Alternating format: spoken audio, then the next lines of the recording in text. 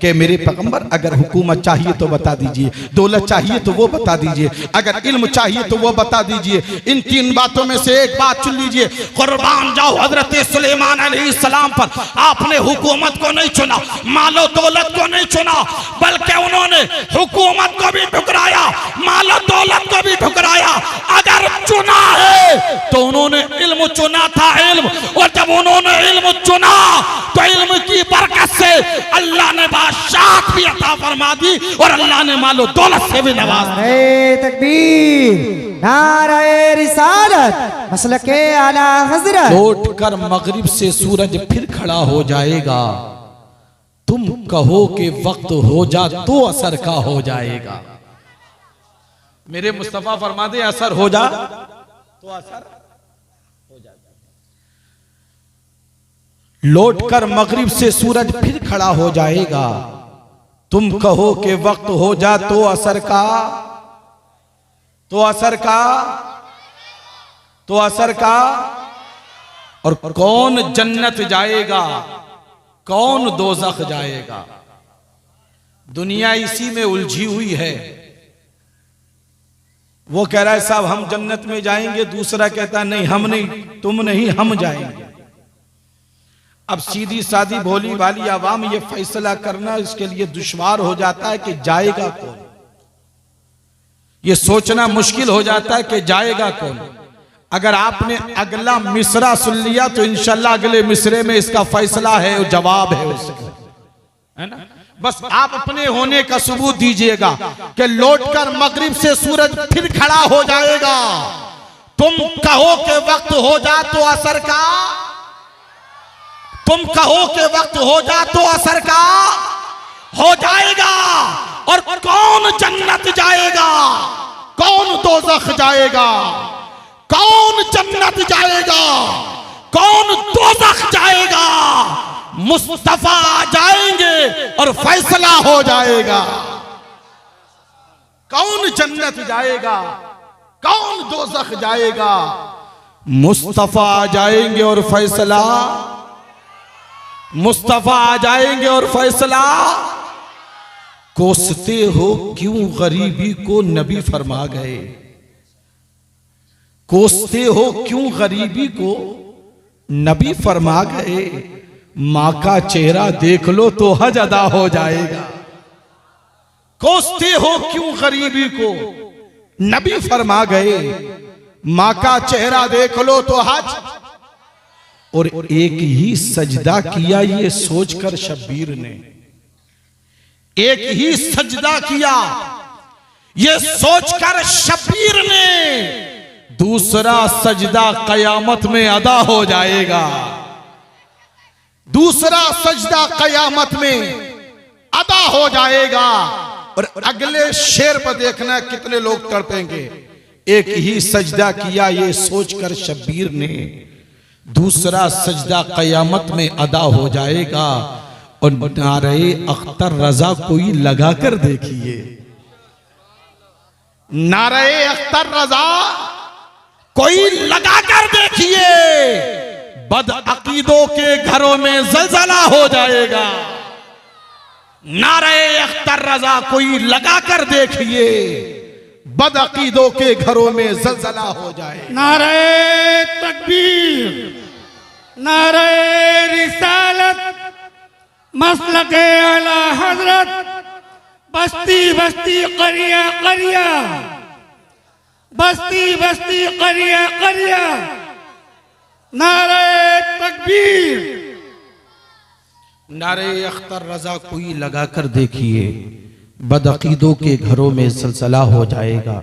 हजरात, हम और आप जिस समाज और जिस मुआशरे में जिंदगी गुजार रहे हैं, जिस सोसाइटी में हम और आप रहते हैं, इस मुआशरे और सोसाइटी में मुख्तलिफ धर्म के लोग हैं, मुख्तलिफ मज़ाहिब के मानने वाले लोग मौजूद हैं।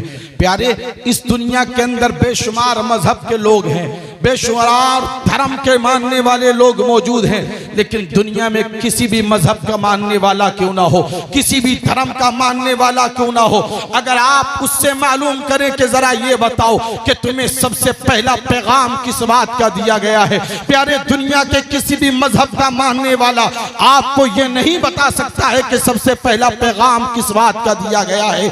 आप किसी ईसाई से मालूम करें, जरा हमें ये बताओ कि तुम्हें सबसे पहला पैगाम किस बात का दिया गया है, तुम्हें सबसे पहला हुक्म किस बात का दिया गया है। कोई ईसाई आपको ये नहीं बता सकता है कि आपको सबसे पहला हुक्म किस बात का दिया गया है। आप किसी यहूदी से मालूम करें, जरा हमें ये बताओ कि तुम्हें सबसे पहला हुक्म किस बात का दिया गया है, तुम्हें सबसे पहला पैगाम किस बात का दिया गया है। मेरे अजीज, कोई यहूदी ये नहीं बता सकेगा कि हमें सबसे पहला हुक्म किस बात का दिया गया है, सबसे पहला पैगाम किस बात का दिया गया है।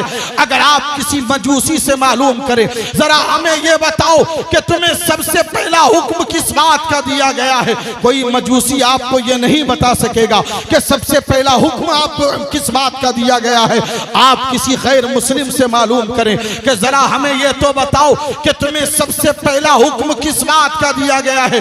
मेरे प्यारे, कोई गैर मुस्लिम ये नहीं बता सकता है कि हमें सबसे पहला हुक्म किस बात का दिया गया है।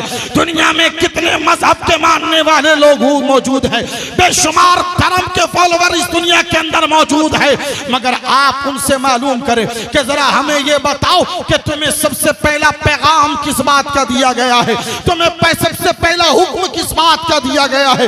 दुनिया के किसी भी मजहब का मानने वाला तुम्हें यह नहीं बता सकता है, दुनिया के किसी भी धर्म का फॉलोवर आपको यह नहीं बता सकता है कि हमें सबसे पहला किस चीज का पैगाम दिया गया है, किस बात का हुक्म दिया गया है। लेकिन प्यारे, अगर आप इस कौम मुस्लिम के 7 साल के बच्चे से लेकर 80 साल के बूढ़े से मालूम करो कि जरा हमें यह तो बताओ कि सबसे पहला पैगाम हमें किस बात का दिया गया है, सबसे पहला हुक्म किस बात का दिया गया है, तो हमारी कौम का 7 साल का बच्चा भी कहेगा, मुझसे पूछना चाहते हो हमें सबसे पहला पैगाम किस बात का दिया गया है, हमसे मालूम करना चाहते हो हमें सबसे पहला हुक्म किस बात का दिया गया है, तो वह 7 साल का बच्चा कहेगा उठाओ रब का कुरान, और रब का कुरान मुस्तफा की जबान में सुनो रब का फरमान। मेरा रब फरमाता है इक़रा बिस्मि रब्बिकल लज़ी खलक। हमारी कौम का 7 साल का बच्चा बता देगा,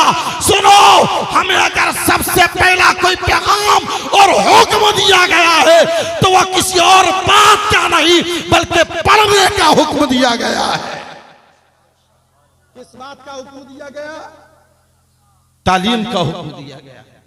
सबसे पहला हुक्म, सबसे पहला पैगाम तालीम का है, सबसे पहला पैगाम पढ़ने का है। आज इतनी बड़ी संख्या में होने के बावजूद मेरे अजीज, कभी अपने सीने पर हाथ रख कर सोचिएगा, जिस कौम का सबसे पहला पैगाम ही पढ़ना हो, जिस कौम को सबसे पहला हुक्म ही पढ़ने का दिया गया हो, जिस कौम का सबसे पहला निशान ही तालीम हो, आज वो कौम तालीम के मैदान में सबसे ज्यादा पसमानदा नजर आ रही है, सबसे ज्यादा पिछड़ी हुई नजर आ रही है, सबसे ज्यादा पीछे नजर आ रही है। अफसोस है, हमारा तो सबसे पहला पैगाम ही तालीम था, हमारा सबसे पहला पैगाम ही तालीम था, हमें तो सबसे पहला हुक्म ही पढ़ने का दिया गया था। प्यारे, जिस कौम का सबसे पहला पैगाम पढ़ना हो, जिस कौम के लिए सबसे पहला हुक्म तालीम हो, तो तालीम के मैदान में दुनिया की तमाम कौमें पीछे होना चाहिए और इस कौम को सबसे आगे होना चाहिए।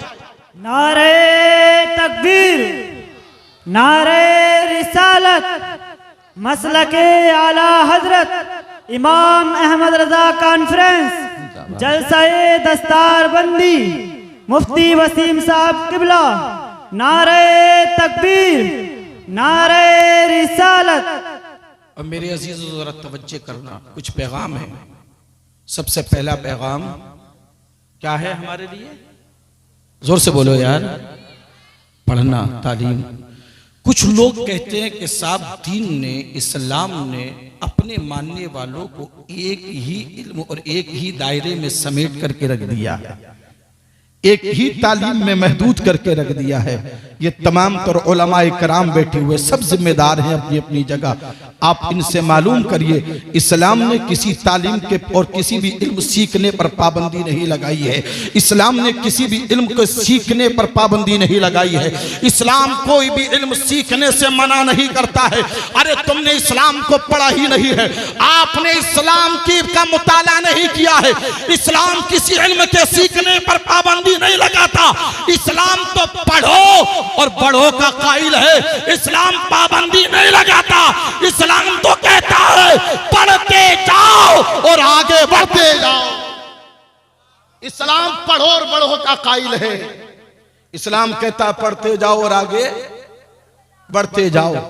लेकिन एक इशारा है, इस्लाम ने किसी इल्म के सीखने पर पाबंदी तो नहीं लगाई, वो तो पढ़ो और बढ़ो का कायल है।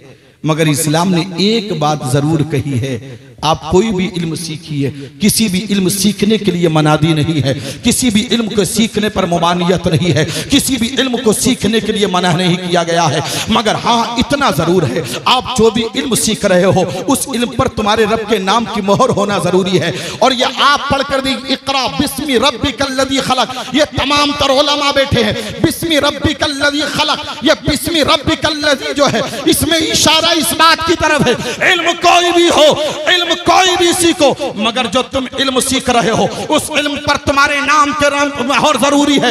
इसलिए ऐसा ना हो कहीं वो इल्म तुम्हें गुमराह ना कर दे, कहीं वो इल्म तुम्हें भटका ना दे, कहीं राह से हटा ना दे। और जब तुम्हारे वो जो इल्म सीख रहे हो उस इल्म पर जब तुम्हारे रब के नाम की मोहर होगी, वो इल्म तुम्हें भटकाएगा नहीं, गुमराह नहीं करेगा, बल्कि अगर भटके हुए होगे तो तुम्हें मुस्तफा से भी मिला देगा और खुदा से भी मिला देगा। लेकिन कुछ लोगों की ज़हनियत सोच हमारी ये है, कुरान की तालीम सीख के होगा क्या, कुरान पढ़ के होगा क्या। अगर कोई बेचारा ऐसा दर्द रखने वाला अपने बच्चे को किसी मदरसे में अगर दाखिल कर दे, समाज की जिम्मेदारी क्या बनती है, उसका हौसला बढ़ाना। परिवार के लोगों की जिम्मेदारी, खानदान के लोगों की जिम्मेदारी बनती है उसको थपथपाना, हिम्मत देना, हौसला बढ़ाना। मेरे भाई तूने वो काम किया है कि ये बच्चा अगर हाफिज कुरान बन गया, अपनी बख्शिश का सामान भी होगा, तेरी बख्शिश का सामान भी होगा और खानदान के लोगों की बख्शिश का जरिया भी बन जाएगा। मगर बजाय ये कहने कि हम तानो तशनी करते हैं, हम कहते हैं लो मियाँ इन्होंने मदरसे में छोड़ दिया बच्चे को, अब तो ये मदरसे की चटाइयां तोड़ेगा, सदका व खैरात खाएगा। तरह तरह के इल्जाम लगाए जाते हैं, तरह तरह की बातें कही जाती हैं। मेरे अजीज, मैं उन तलबा से भी हाथ जोड़ करके अर्ज करूंगा, अगर कोई तुम्हें तानो तशनी का निशाना बना रहा है, मायूस होने की जरूरत नहीं है। अपने नबी की जिंदगी अपनी निगाहों के सामने रखो। मेरे मुस्तफ़ा के साथ क्या ना किया गया, मक्का छोड़ने पर मजबूर किया गया, ताइफ की वादियों में मेरे मुस्तफ़ा के साथ क्या नहीं किया गया। जालिमों ने कौन सा जुल्म ऐसा था, कौन सा ऐसा ताना था जो मेरे मुस्तफ़ा को दिया नहीं। लेकिन मेरे आका की जिंदगी पढ़कर देख लो, मेरे आका का मिजाज ये था, जितने ताने दिए जाते थे मेरे मुस्तफा के मिशन को बढ़ाने के लिए कदम पीछे नहीं हटते थे, मेरे मुस्तफा के कदम और उतने आगे बढ़ते चले जाते थे, और उतने आगे कदम बढ़ते थे, पीछे नहीं हटते थे मेरे मुस्तफा के। हम नुक्ताचीनी का आप देख लीजिए प्यारे, आज उलमा की तौहीन की जा रही है। सबसे ज्यादा अगर किसी इस कौम में सबसे ज्यादा हिकारत और जलील और गिरी हुई निगाह से देखा जाता है, उलमा को, आइम्मा को, हुफ्फाज को देखा जाता है। आप तारीख पढ़कर देखो, चंद जुमले चुपते हुए हैं, जरा तवज्जो करना, तारीख पढ़कर देखो। रावजियों ने एतराज किया था कि यह कुरान, सहाबा पर एतराज किया उन्होंने और कहा कि साहब ये जो कुरान है ये असली कुरान नहीं है। सहाबा इकराम को उन्होंने तानो तशनी का निशाना बनाया। अल्लाह की तरफ से एक सी लानत और फिटकार उनके ऊपर बरसी कि देख लीजिए रावजियों में तुम्हें कोई हाफिज कुरान नहीं मिलेगा, कोई हाफिज हाफिज कुरान नहीं होगा। तुम भी उलमा को तो हिकारत की निगाह से देखते हो। कोई कहता है माजल्ला इमाम हुसैन को शहीद करने वाले ये दाढ़ी वाले ही तो थे। कोई कहता है साहब दाढ़ी तो सिक्कों की भी है, इनकी है तो कौन सी बात है। और सबसे बड़ा जुमला जो ये अक्सर ये तमाम तर उलमा बैठे सुनते होंगे अवाम की जबानी, लोग ये कह देते हैं कि मियाँ हजरत याकूब अलैहिस्सलाम से भेड़िए ने कहा था कि 14वीं सदी के अगर पढ़े लिखे लोग अगर बख्शे गए, अगर मैंने तुम्हारे बेटे यूसुफ को खाया हो तो मैं 14वीं सदी के मुल्लाओं में से हो जाऊं। ये अक्सर जुमला बोलते हैं, मैंने इसलिए बोल दिया। बोलते हैं ना, बोलते हैं। मैं सबसे पहले जिम्मेदारी के साथ ये कहता हूं, बड़ी जिम्मेदारी के साथ, अगर किसी में हिम्मत हो तो ये जुमला मुझे किसी किताब में लिखा हुआ दिखा दें आप, लेकिन किताब मुस्तनद होना चाहिए। आप किसी किताब में नहीं दिखा सकते कि उस भेड़िए ने ये बात कही हो। और दूसरी बात है ये है, अगर भेड़िए ने कही भी है तो वो भेड़िया था, तुम कौन हो? वो भेड़िया था, तुम हमें बताओ कौन है यार। तुम्हें भेड़िए की बात तो याद रही, लेकिन मुस्तफा ने जो इनकी अजमतें बयान फरमाई वो तुम्हें याद क्यों नहीं रहा? जो कुरान ने अजमतें बयान की है वो तुम्हें क्यों याद नहीं रहा? क्या तुमने मेरे मुस्तफा का वो फरमान नहीं सुना?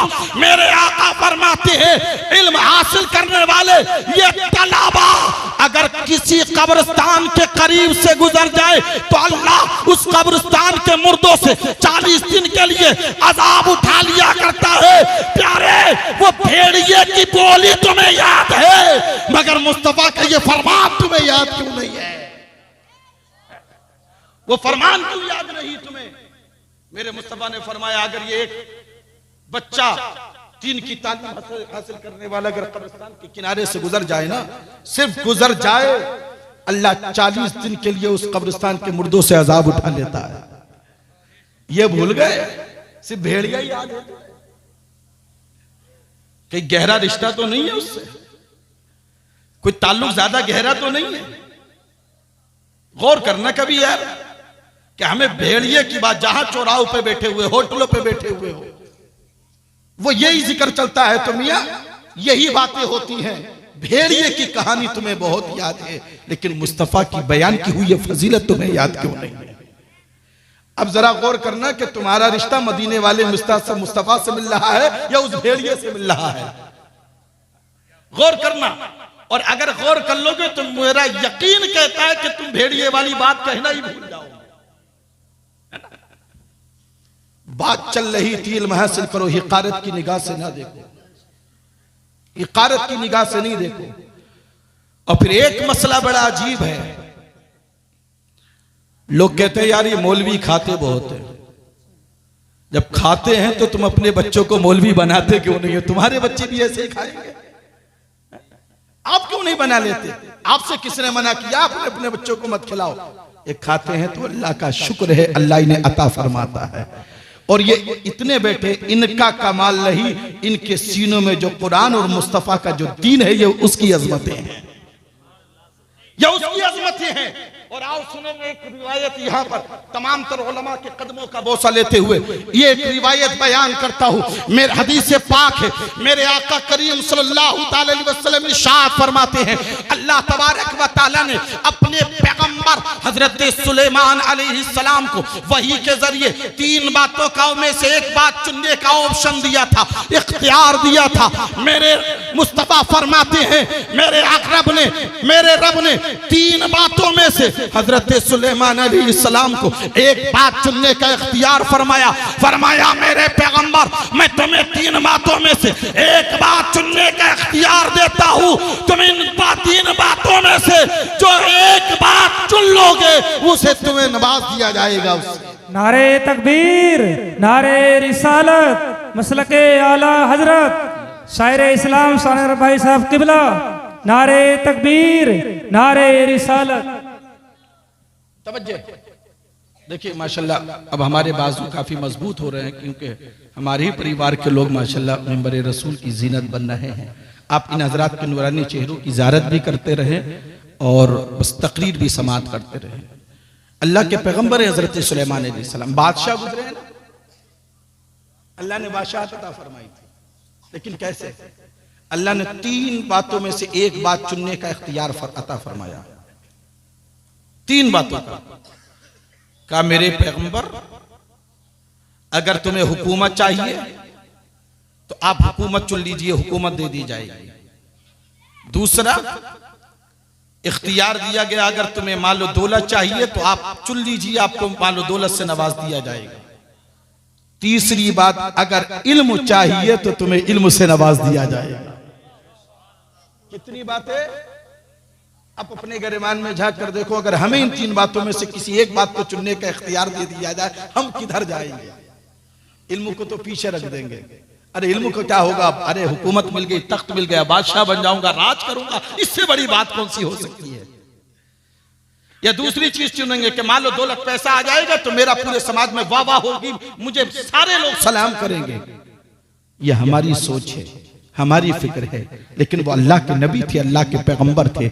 जब अल्लाह तबारक व तआला ने इन 3 बातों में से एक बात चुनने का इख्तियार दिया, फैजाने आला हजरत, फैजाने इल्मे दीने मुस्तफा, जश्ने दस्तारबंदी मुफ्ती मोहम्मद वसीम रजा साहिब किबला। माशाअल्लाह माशाअल्लाह माशाअल्लाह। नकीब हिंदुस्तान पे करे खुलूस मोहब्बत हजरत मौलाना नाजिम रजा खलीली साहब किबला तशरीफ ले आए, है ना, और आते ही नारा लगा दिया। मैं बहुत देर से देख रहा हूँ, आप जानते हैं ना, जब मरीज ज्यादा खराब कंडीशन में हो, टेबलेट जब काम नहीं करती है तो इंजेक्शन लगाना पड़ता है। जब टेबलेट से काम नहीं करे तो इमरजेंसी में क्या होता है? और मैं देख रहा हूं जब आपके ऊपर आप ना नींद के खुमार में जब मरीज बनते हो तो कभी इनके नारे, कभी अशार इनके जो है वो इंजेक्शन का काम कर देते। अल्लाहु अकबर अल्लाहु अकबर। आपको बेदार करते रहते हैं। बात इल्म की चल रही थी, समझ रहे? हजरत सुलेमान अलैहिस्सलाम ने 3 बातों में से किस बात को चुना? जोर से भूल गए, यही सुनने आते हो जब से, अभी भूल गए, सुबह तक क्या याद रखोगे? क्या चुना? इल्म को। इल्म की बरकत देखिए, इल्म चुना था। इल्म की बरकत से अल्लाह ने उन्हें बादशाहत भी अता फरमा दी और अल्लाह ने उन्हें मालो दौलत से भी नवाज दिया। बेशक बेशक। तुम क्या समझते हो इसमें कुछ नहीं है? अब जिसका बेचारे का प्याला ही खाली हो, कांसा ही खाली हो जी, उसे क्या मिले? अल्लाह अल्लाह। और पूछ लीजिए जिनके प्याले कांसे इल्म की दौलत से भरे हुए हैं, जमाना आज भी उनके कदमों में आ रहा है। बेशक बेशक बेशक। उन्हें कहीं जाने की जरूरत नहीं है। अभी मियां 1 महीना तकरीबन नहीं गुजरा होगा, मेरे पास 4 जगह से तकरीबन ऐसे फोन आए, एक काबिल आदमी की जरूरत है और तनख्वाह बड़ी माकूल। तो जरूरत आज भी ऐसी चीज की है कि हमारे कांसों में होना चाहिए, प्यालों में होना चाहिए। नहीं है तो फिर तो कहीं भी कुछ नहीं मिल सकता है ना। इल्म हासिल करो, अपने बच्चों को इल्म दीन की दौलत से नवाज की तरफ रागिब करो, मदरसों की तरफ। आज हाफिज कासिम साहब, हसनैन साहब, इनकी पूरी टीम ने यहां अल्हम्दुलिल्लाह इदारा खोला है आपके बच्चों के लिए। क्या जरूरत थी इन्हें? क्या जरूरत थी इन्हें? क्यों ये मेहनत कर रहे हैं? ये सिर्फ आपके बच्चों पर एहसान नहीं कर रहे प्यारे, पूरी बस्ती पर एहसान कर रहे हैं। बेशक बेशक। और ये नहीं मैं नहीं करा, मेरे आका फरमाते हैं अल्लाह तबारक व तआला जब किसी बस्ती पर अजाब नाजिल फरमाना चाहता है और फरिश्तों को हुक्म देता है जाओ इस बस्ती पर अजाब लेकर के आ जाओ, जब वो अल्लाह के फरिश्ते ना उस बस्ती पर अजाब लेकर के जाते हैं तो तुम तो बिस्तरों पर सोते होते हो। ये छोटे छोटे बच्चे हैं ना, फजर से पहले, सख्त सर्दी के मौसम में फजर से पहले उठ करके रब के कुरान की तिलावत कर रहे होते हैं, रब का कुरान पढ़ रहे होते हैं। जब वो फरिश्ते आते हैं और इस को देखते हैं, ये छोटे छोटे बच्चे हैं, फजर से पहले जमाना सो रहा है मगर ये उठ करके रब के कुरान की तिलावत कर रहे हैं। बारगाहे रब्बुल इज्जत में वो ये फरिश्ते अर्ज करते हैं मौला जिस बस्ती पर तूने अजाब के लिए भेजा था वहां तो छोटे छोटे बच्चे हैं जो तेरे मुकद्दस कुरान की तिलावत कर रहे हैं। रब फरमाता फरिश्तों वापस आ जाओ, जहां ये छोटे छोटे बच्चे कुरान की तिलावत कर रहे हो, अब मेरी खैरत को गवारा नहीं है कि मैं उस बस्ती पर अजाब नाजिल फरमाओ। अल्लाह फरमाता है फरिश्तों वापस आ जाओ, आज मैंने इन छोटों के सदक़े में बड़ों की भी बख्शिश फरमा दी है। सुभान अल्लाह। नारे तकबीर, नारे रिसालत, मसलके आला हजरत, फैजाने आला हजरत, फैजाने इल्मे दीने मुस्तफ़ा, जश्ने दस्तार बंदी। माशाअल्लाह माशाअल्लाह। आज यार इतनी बड़ी संख्या में होने के बावजूद, तवज्जो करना, इतनी बड़ी तादाद में होने के बावजूद कहीं हमारी इज्जत है? जोर से बोलो यार। कहीं हमें एहतराम की निगाह से देखा जा रहा है? तो बड़ी चुपती हुई बातें हैं, लेकिन जरूरत है उसके मुताबिक मैं आप तक पहुंचा रहा हूं, बाकी आपकी मर्जी है। इतनी बड़ी संख्या में, इतनी बड़ी तादाद में होने के बावजूद हर जगह तो हम ही मारे जा रहे हैं, हर जगह कत्ल हमारा हो रहा है, इज्जतें हमारी लूटी जा रही हैं, इस्मतें हमारी नीलाम की जा रही है, शक व शुबहात की निगाह से हमें देखा जा रहा है। प्यारे जानते हो क्यों? इसलिए कि काफिरों ने काफिर होकर भी अपने कानून का एहतराम किया है और हमने मुसलमान होकर भी अपने कानून कुरान का एहतराम नहीं किया है, नहीं किया। और जबकि हम जानते हैं उनका कानून अपना बनाया हुआ कानून है, इंसानों का बनाया हुआ कानून है। और मेरे प्यारे, हमारा कानून कुरान किसी इंसान का बनाया हुआ नहीं, किसी दुनियादार का बनाया हुआ नहीं, बल्कि परवरदिगार का बनाया हुआ है। और प्यारे याद रखना, दुनिया की कोई भी किताब हो, कितनी ही बड़ी किताब क्यों ना लो, दुनिया की कोई भी किताब हो, दुनियावी किताबों को पढ़ने के बाद में कोई डॉक्टर बनता है, कोई इंजीनियर बनता है, कोई वकील बनता है, मगर कुरान पढ़ने वाले कोई अबू बकर सिद्दीक बनता है, कोई उमर फारूक आजम बनता है। कुरान पढ़ने वाले कोई उस्मान गनी बनता है, कोई अली मुर्तजा बनता है, कोई बिलाल हबशी बनता है। कुरान पढ़ने वाले कोई सुहेब रूमी बनता है, कोई सलमान फारसी बनता है, कोई खुबैब बनता है, कोई करबला का हुसैन बनता है। कुरान पढ़ने वालों में कोई बगदाद का गौसी आजम बनता है, कोई अजमेर का गरीब नवाज बनता है, कोई कलियर का साबिर पाक बनता है, कोई निजामुद्दीन बनता है, कोई कुतुबुद्दीन बनता है, कोई अलाउद्दीन बनता है, कोई फरीदुद्दीन बनता है, कोई बहाउद्दीन बनता है, कोई नसीरुद्दीन बनता है। अरे कुरान पढ़ करके कोई बरेली का इमाम अहमद रजा बनता है। नारे तकबीर, नारे रिसालत, मसलके आला हजरत, फैजाने आला हजरत, जश्ने दस्तार बंदी। माशाअल्लाह माशाअल्लाह। सुभान अल्लाह सुभान अल्लाह। दुनियावी किताबों को पढ़ने के बाद डॉक्टर और इंजीनियर बनते हैं, मगर कुरान को पढ़ने के बाद अल्लाह के वली बनते हैं। बेशक बेशक बेशक। कौन बनते हैं? अल्लाह के वली। कोई कुतुब बनता है, कोई अब्दाल बनता है, कोई औताद बनता है, कोई गौस बनता है ना, ये बनते हैं। मेरे अजीज, आपने एक नाम सुना होगा। आज हमारा सलूक कुरान के साथ देखो क्या है। ये तमाम तर उलमा बैठे हैं, तवज्जो चाहूंगा। हमें कुरान सिर्फ दो मौकों पर याद आता है। कितने मौके पर? दो मौके पर। एक मौका जब बेटी को जहेज देना हो तो जहेज में हमें कुरान देना याद रहता है जी। और अगर कुरान ना दिया जाए तो ससुराल में आफत आ जाती है। कुरान तो दिया ही नहीं है। लेकिन यहाँ एक पैगाम नोट करिएगा, आप अपनी बेटी को जहेज में कुरान देते हो ना, तो कुरान देने के साथ साथ अपनी बेटी को एक नसीहत भी कर दिया करो। जब अपनी बेटी को रुखसत किया करो ना, तो उस वक्त अपनी बेटी को एक नसीहत किया करो। बाप अपनी बेटी से कहा करे, ए मेरी बेटी, ये तुझे कुरान दिया जा रहा है, ये ताकों में सजाने के लिए नहीं दिया जा रहा है, ये ताकों की जीनत बनाने के लिए नहीं दिया जा रहा है। बेटी तू मेरे घर से रुखसत तो हो रही है, लेकिन अपने बाप की एक नसीहत अपने पल्लू में बांध ले।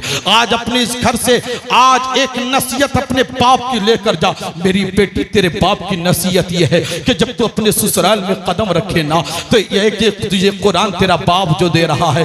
माँ भी कहे, बेटी तू हमारे घर से रुखसत तो हो रही है, लेकिन बेटी आज जाते जाते अपनी माँ की एक नसीहत अपने साथ लेकर जा। आज अपने पल्लू में बांध ले अपनी माँ की नसीहत। ए बेटी, जब तू ससुराल में जाए ना, तो अपने बाप की यह नसीहत याद रखना, अपनी माँ की यह नसीहत याद रखना। मेरी बेटी, ससुराल में कदम रखने के बाद जो तुझे जिंदगी गुजारना है, इस अंदाज से गुजारना कि सुबह के वक्त में जब फजर की अजान हो, तो फजर की अजान के वक्त उठना, नमाज फजर अदा करना, और नमाज फजर अदा करने के बाद जो सबसे पहला काम तुझे करना है बेटी, वह है कुरान की तिलावत करना, कुरान पढ़ना। इसलिए कि मेरी बेटी, तेरा बाप नसीहत कर कर रहा है, तेरी माँ नसीहत कर रही है कि ये कुरान तुझे ज़ीनत आंखों की ज़ीनत बनाने के लिए नहीं दिया जा रहा है, बल्कि ये कुरान तुझे पढ़ने के लिए दिया जा रहा है। सुभान अल्लाह। नारे तकबीर, नारे रिसालत, मसलके आला हजरत, फैजाने आला हजरत, फैजाने इल्मे दीने मुस्तफ़ा। माशाअल्लाह माशाअल्लाह। कहाँ करते हैं यार हम नसीहत? वो क्या कुरान की तिलावत करेंगे जो 8 बजे सो के उठ रही हो, वो क्या फजर पढ़ेंगी। और हमारी एक मामूल ये है कि सुबह के वक्त में अगर झाड़ू ना लगी हो और कोई पड़ोस ना जाए तो पता क्या, हाय तेरा घर बहनी अब तलक बासी पड़ा हुआ है, तूने अब तलक ताजी नहीं किया, बासी पड़ा हुआ तेरा घर। यही होता है ना, अब तलक झाड़ू नहीं लगी, बासी पड़ा है। आप क्या समझते हो झाड़ू लगने से घर ताजी होगा? वक्ती तौर पर तो हो सकता है, लेकिन मेरे प्यारे, अगर तुम ये चाहते हो कि तुम्हारे घर में अल्लाह की रहमतें नाजिल हों, तुम ये चाहते हो कि अल्लाह की बरकतें नाजिल हों, अगर तुम ये चाहते हो, नारे तकबीर, नारे रिसालत, मसलके आला हजरत, फैजाने आला हजरत, फैजाने इल्मे दीने मुस्तफ़ा, खतीब हिंदुस्तान हजरत अल्लामा मुफ्ती मोहम्मद फुरकान रज़ा साहिब किबला मंजरी, उलमाए अहले सुन्नत, जश्ने दस्तारबंदी, नारे तकबीर, नारे रिसालत। माशाअल्लाह। अरे तशरीफ आइए, इधर आ जाए।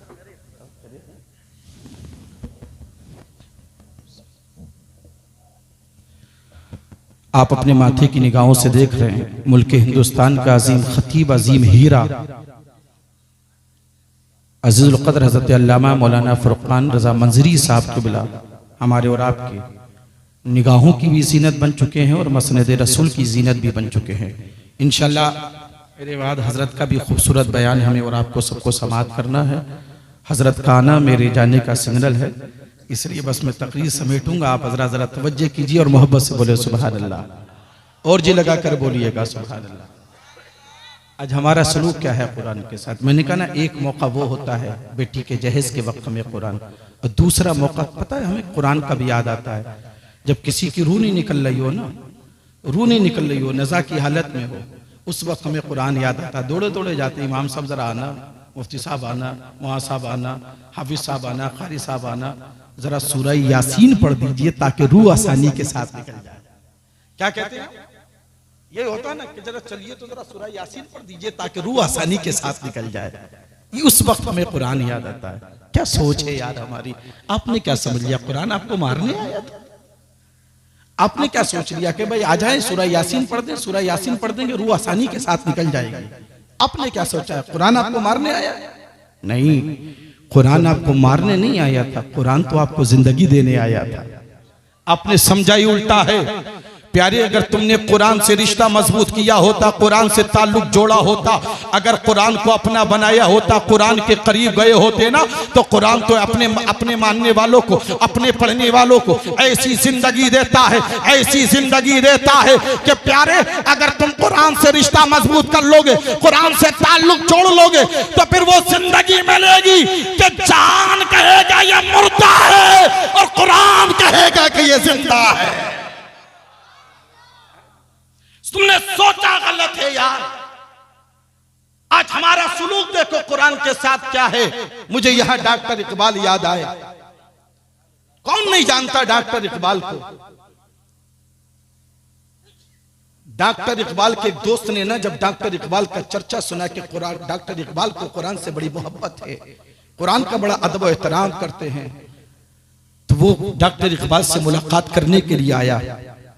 दरवाजे पर पहुंचा, दस्तक दी, दरवाजा खुला, अंदर पहुंचा तो उसने क्या देखा कि जिस कमरे में डॉक्टर इकबाल रहते उसमें एक मेज रखी हुई है, उसके ऊपर दुनिया भी बहुत सारी किताबें रखी हुई हैं और उन किताबों के ऊपर कुरान बगैर गिलाफ के रखा हुआ। क्या? बगैर कपड़े के। ये पौंड की बात है, तवज्जो करना। उस दोस्त ने हैरान हुआ, कहा डॉक्टर इकबाल ये क्या कुरान के साथ तुम्हारा सलूक है? मैं तो ये समझता था कि कुरान के साथ तुम्हारा सलूक बहुत अच्छा होगा, बड़ा एहतराम करते होगे। ये क्या है कि दुनियावी किताबों के ऊपर बगैर गिलाफ, बगैर कपड़े के कुरान रखा हुआ है? तो डॉक्टर इकबाल ने कहा था भाई कहाँ होना चाहिए था? तो उस दोस्त ने कहा था मैं तो ये समझता था कि आपने एक खूबसूरत गिलाफ में कुरान को लपेट करके बड़ी ऊंची जगह पर रखा हुआ होगा। अल्लाह अकबर। अब डॉक्टर इकबाल के वो जुमले सुनो जो डॉक्टर इकबाल ने समझाए थे। डॉक्टर इकबाल ने कहा मेरे दोस्त अब्दुल्ला तेरी बात का जवाब मैं बाद में दूंगा, लेकिन पहले मैं तुझसे एक सवाल करता हूँ। डॉक्टर इकबाल ने अपने दोस्त से कहा था मेरे दोस्त जरा ये तो बता, अगर कोई शख्स माजूर हो, अपाहिज हो, जो बेसाखियों के सहारे से चलता हो, मेरे दोस्त जरा ये बता क्या वो अपनी बेसाखियां कभी अपने से दूर रखता है? क्या अपनी बेसाखियां वो अपने आप से जुदा रखता है? दोस्त ने कहा था नहीं नहीं, वो अपनी बेसाखियां अपने आप से दूर नहीं रखता है, अपनी बेसाखियों को अपने साथ रखता है, इसलिए कि पता नहीं कब बेसाखियों की जरूरत पड़ जाए। डॉक्टर इकबाल ने कहा था नादान तूने समझा ही नहीं है, ये कुरान हमारी बेसाखियां है, बेसाखियां।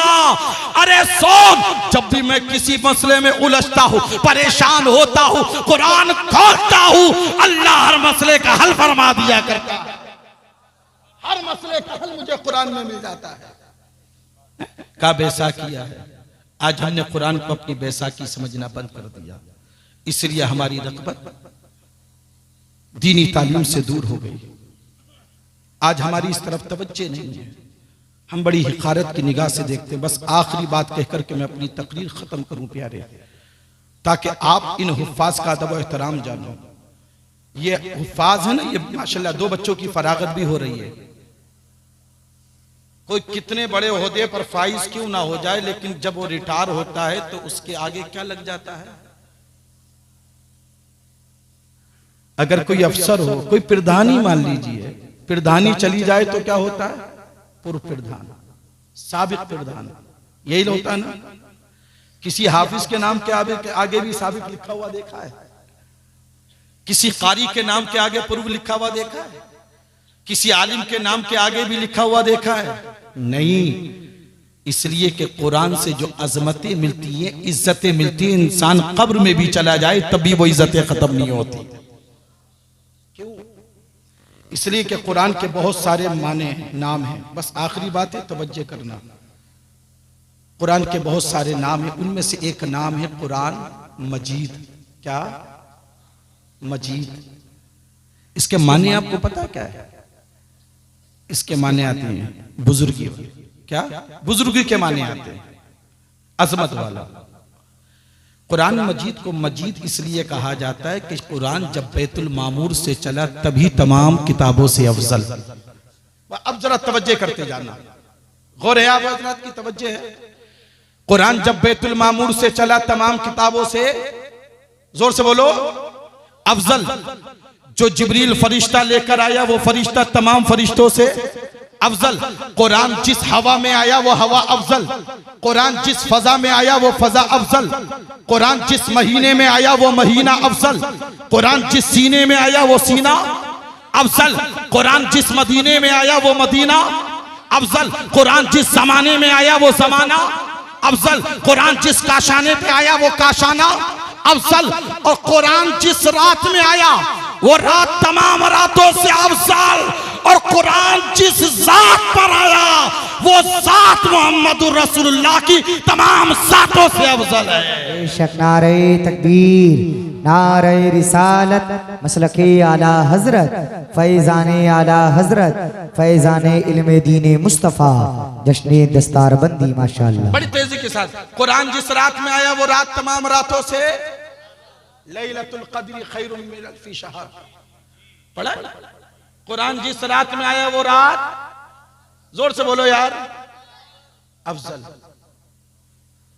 अब मैं ज्यादा डिटेल में नहीं जाता कि बैतुल मामूर से आसमानी दुनिया पर कब आया और आसमानी दुनिया से यहाँ कब आया, उसका वक्त नहीं है।